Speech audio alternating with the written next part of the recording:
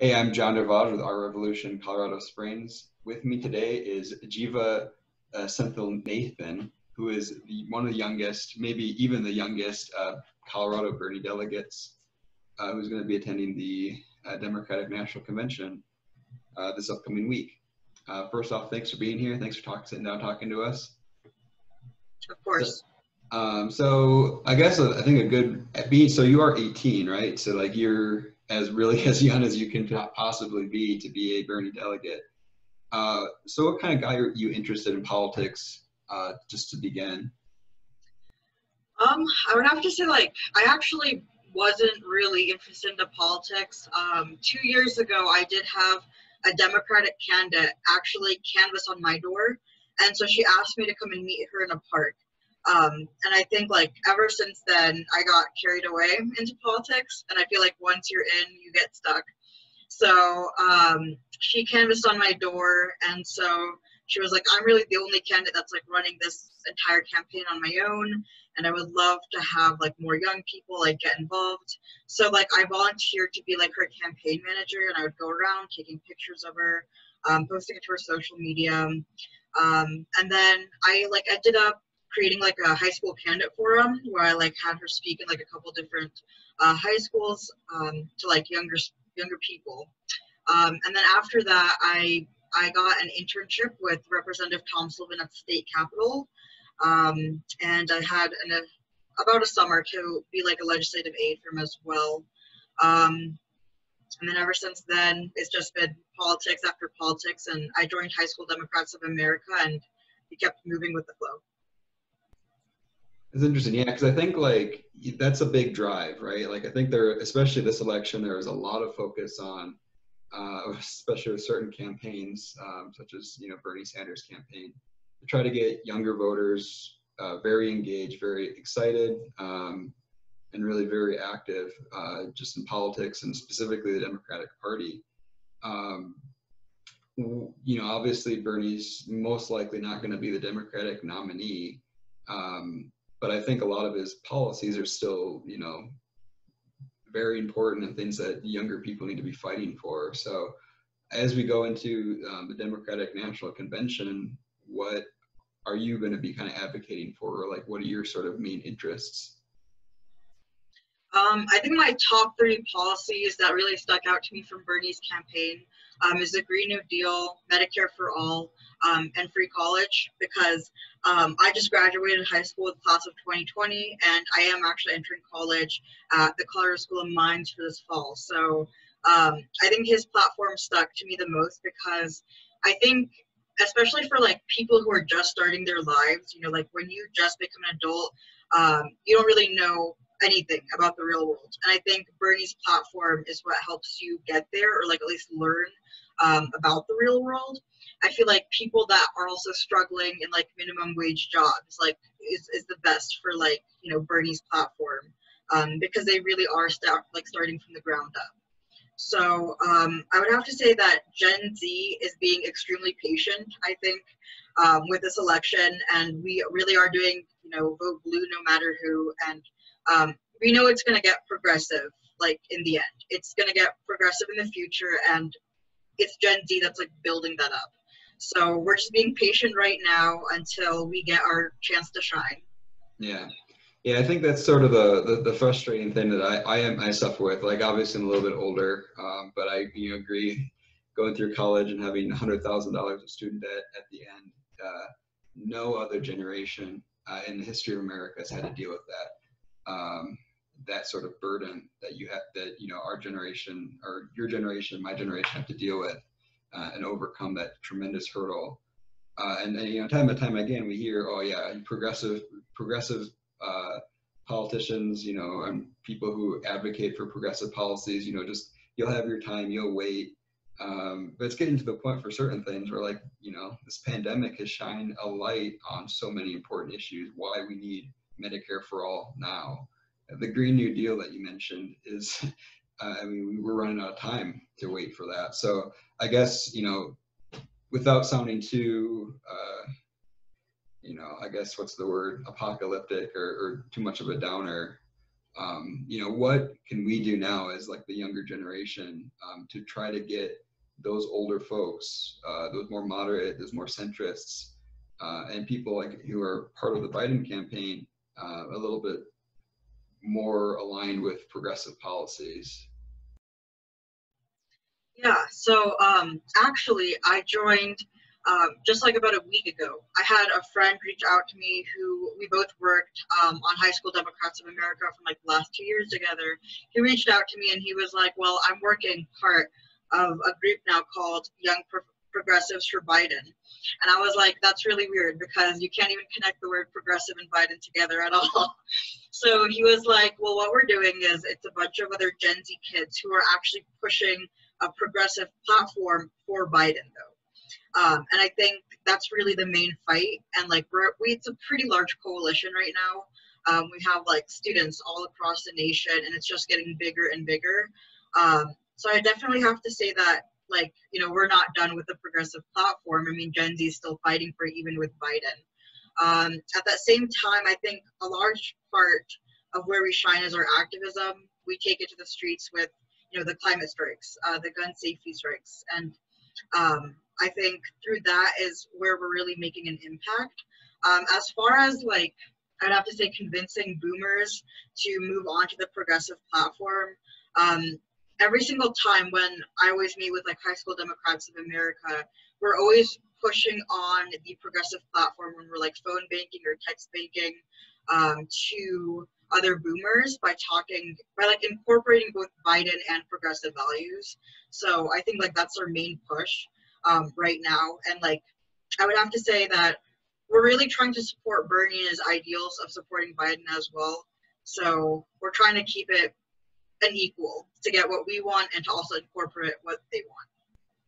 Yeah, I mean, that's the thing that's always surprising about me is like, even though I guess I just don't understand Biden's necessarily their campaign, and even like with the DNC. I mean, one of the things that the DNC voted down was legalization of marijuana. Poll after poll, 80% favorability, like 60% favorability with Republicans. Like legalization is something that almost every American is for.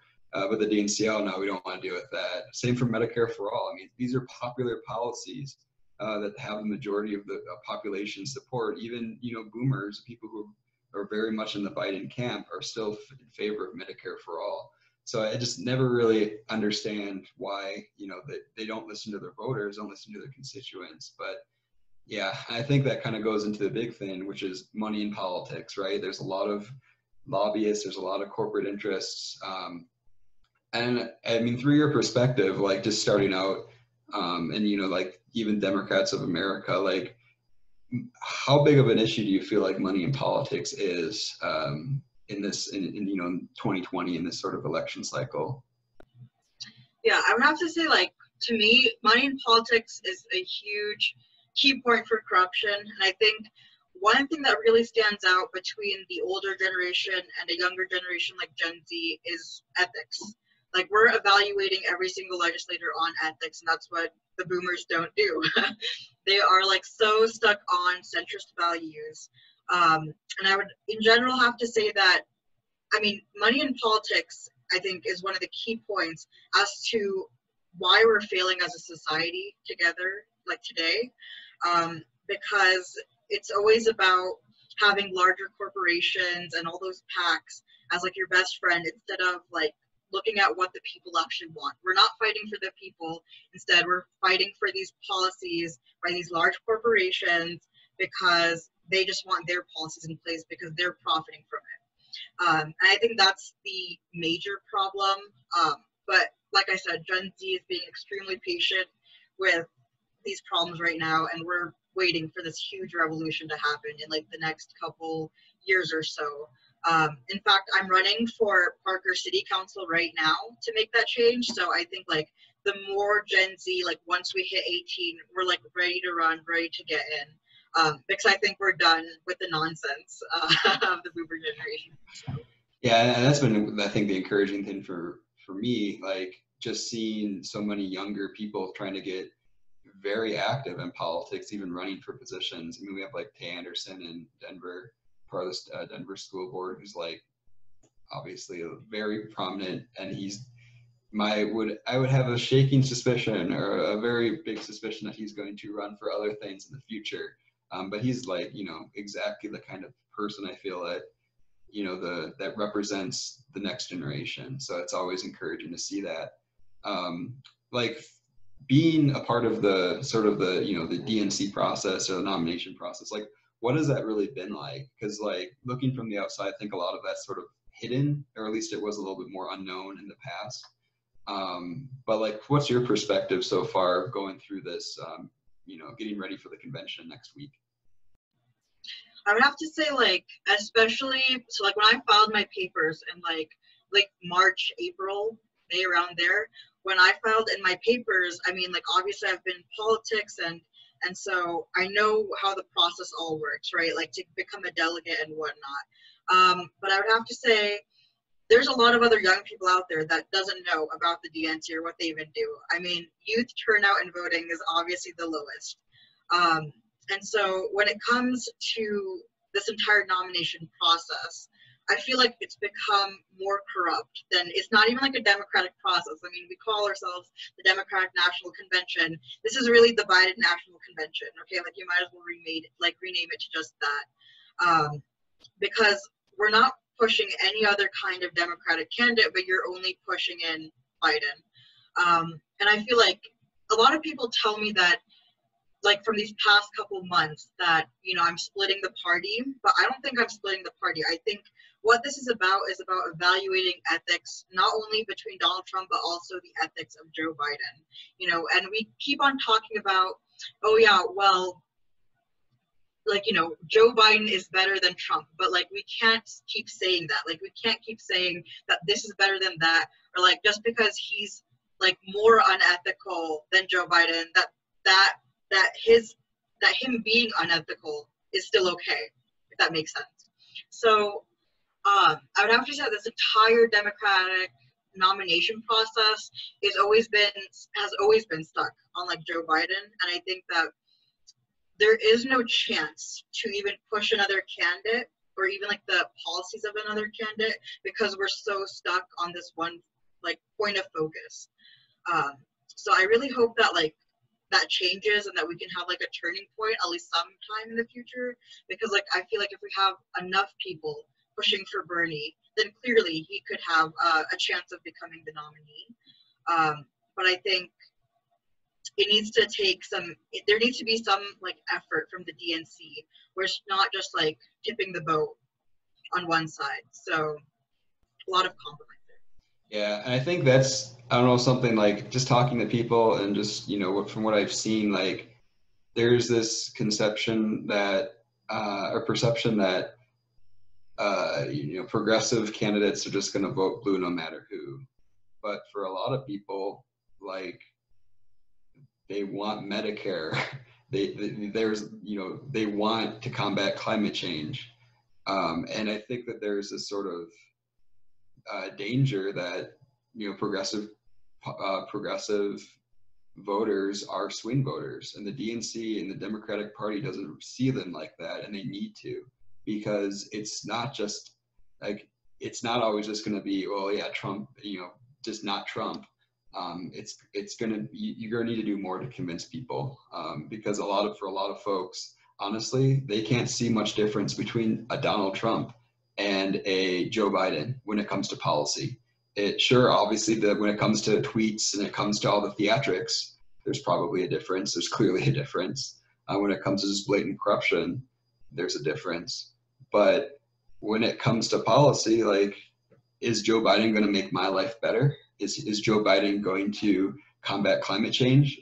No, I mean, not from what I've seen. I mean, he might do a little bit, but is it going to be enough? So yeah, I kind of agree with that. I'm hoping really that stuff like this pandemic, we're going to have more natural disasters. There's going to be more things that are going to make voters realize that, hey, it's not just enough to vote blue no matter who. We need to make sure we nominate an actual good candidate. And it will help too that I think a lot of the future candidates that I see running for prominent positions in government are going to be I think more exciting than a an old white guy, which is what we heard all the time, right, with Bernie. So that would be helpful as well. So one last question, I think, or at least if maybe a few more, just to kind of think of it, because I think I am interested too to hear more about how high schoolers are getting involved. And I heard that you led like a youth debate last Sunday. So can you tell us a little bit about that and like how that really went and what kind of spurred you to start that? So the real goal behind the debate was to honestly help other delegates vote, and make like an informed decision when it comes to voting on the nominee, because I think we're like young people are like evaluating each policy, and we're talking about why this policy is better than Joe Biden's policy. So I did have other candidates, or like other students represent candidates, like they are favored candidates. So I like represent Bernie Sanders, and I had like other students with Tulsi Gabbard. There was one student who was like extremely passionate about Tulsi Gabbard, and I was like, okay, well, this is interesting. And then I had like Andrew Yang and and Elizabeth Warren. I had a couple of other candidates on that debate. I also surprisingly found that it was extremely hard to keep a debate over Zoom, because like there's like always this fire, and then like right as like the audio cuts out, like the fire like just dims down. So but I think it was more it started becoming more of like a conversation on like evaluating youth policies. And I think that's really important for people to hear, because I mean, I think boomers should clearly listen to young people more, because we are the smarter ones, and I think that debate will help other people vote as well.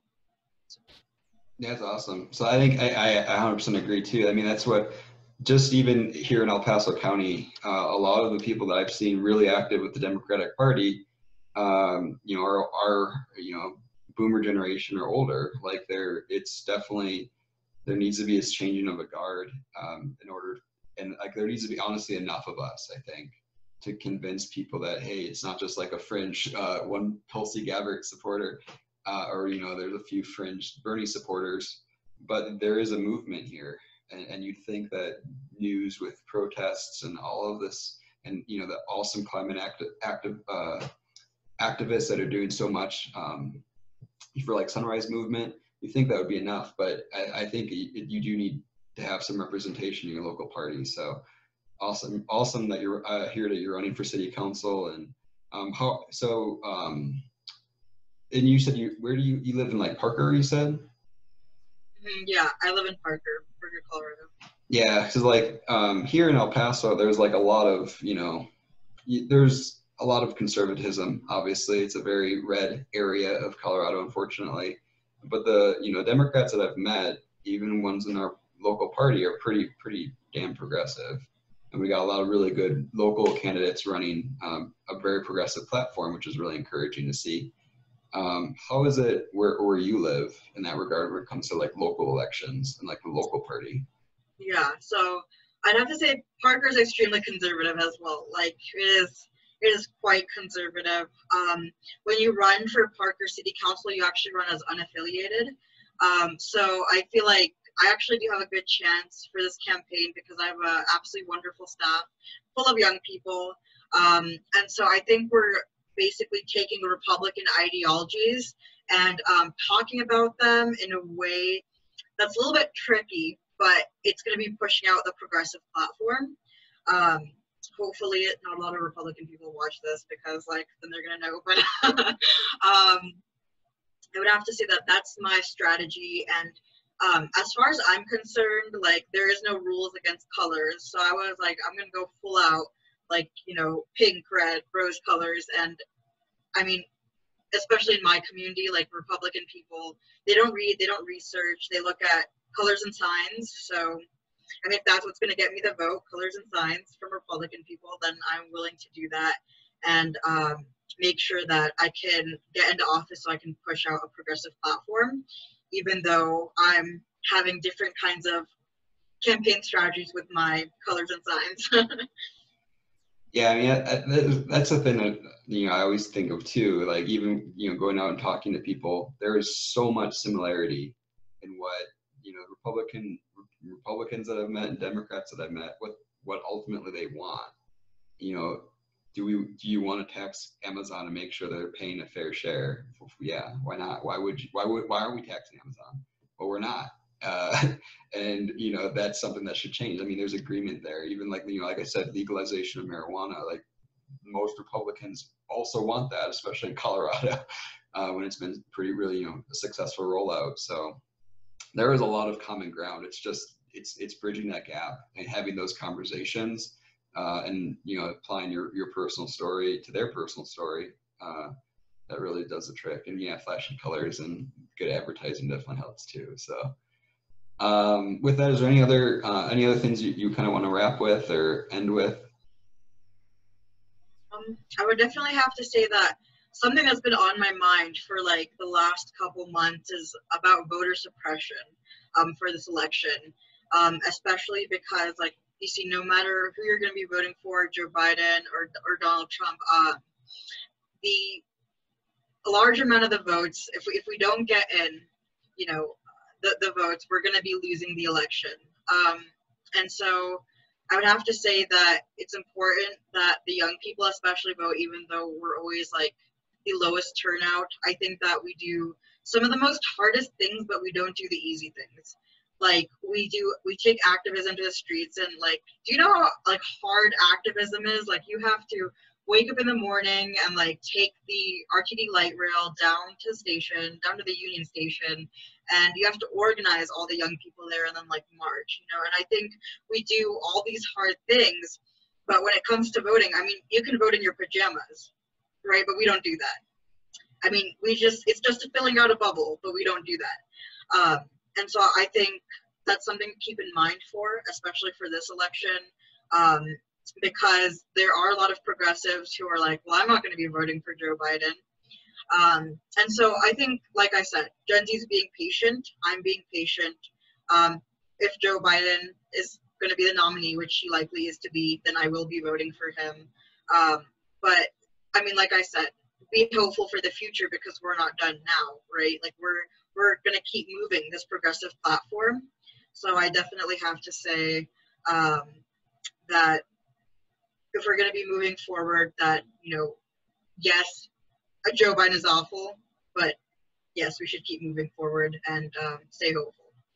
Yeah, I think that I think that's good. Like I never want to tell anyone, you know, I never want to tell anyone how, you know, they should vote. A lot of people are like, you know, I see people online all the time saying like, oh, you have to vote for Joe Biden, and a vote for anyone else is a vote for Trump. But I'm never gonna tell anyone or advocate to someone saying like you should vote for a certain person. That's their own, like, you know, sort of personal thing. But ultimately, I feel like the way there's two options, right? There's either we try to transform or start a new party, and third party politics in the United States has never been successful.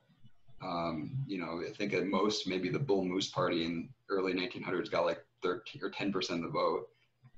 So there's really only one option, and that's to transform the current party. And that's exactly like what you said, like getting involved in local politics, you know, advocating, you know, as hard as you can for, you know, policies that are very important to you, and making sure everyone understands, especially people in leadership positions in the Democratic Party, that these are popular policies.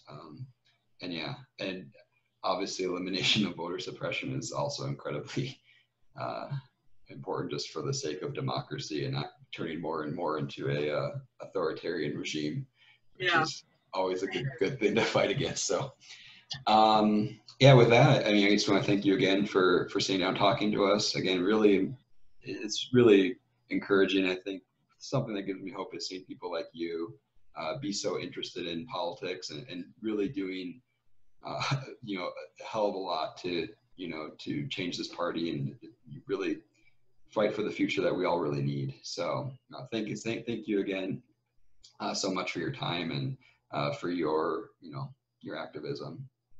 Of course, thank you so much for having me.